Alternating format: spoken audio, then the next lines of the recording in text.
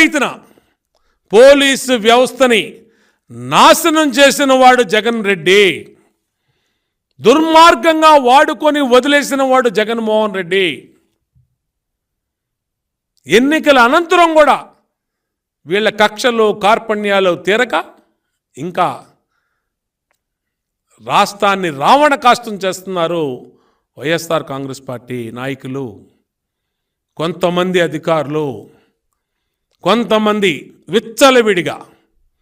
నేను అడుగుతా ఉన్నా, సిట్ రిపోర్ట్ ఎందుకు బయట పెడతలేదు? పెద్దిరెడ్డి రామచంద్రారెడ్డిని, కరుణాకర్ రెడ్డిని, సజ్జల రామకృష్ణారెడ్డిని, పిన్నెల్లి సోదరుల్ని, రామకృష్ణారెడ్డి బ్రదర్స్ని, గోపిరెడ్డి శ్రీనివాసరెడ్డిని వెంటనే అరెస్ట్ చేయండి. మొత్తం చట్ట ఉల్లంఘనలకి ఇవాళ సస్పెండ్ చేసిన అధికారుల కాల్ డేటాని మొత్తం హ్యాండ్ ఓవర్ చేసుకోండి.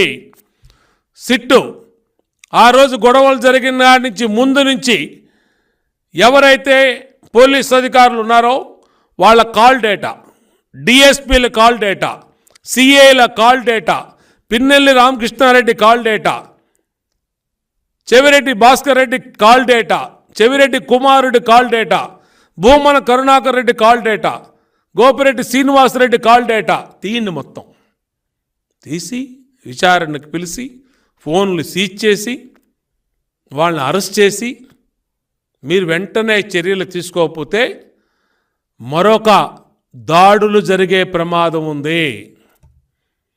ఇప్పటికే మాచర్లలో, పన్నాళ్ళలో మొత్తం ఊరు వదిలేసి బయటికి పారిపోయారు. మొన్న జరిగినటువంటి గొడవలకి ఏదైతే మా చంద్రగిరి కంటెస్టెడ్ క్యాండిడేట్ పులివర్తి నాని ఉన్నాడో, నాని మీద చేసిన దాడికి సభ్య సమాజం ఉలిక్కిపడింది.